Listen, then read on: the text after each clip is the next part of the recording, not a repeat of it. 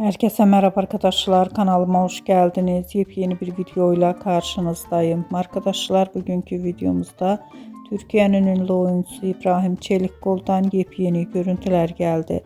Ben de bu muhteşem görüntüleri sizler için YouTube kanalımda video halinde sunuyorum. Umarım beğenirsiniz. Arkadaşlar, videomu beğendiyseniz kanalımı izlemeyi ve bildirim butonuna basmayı unutmayın.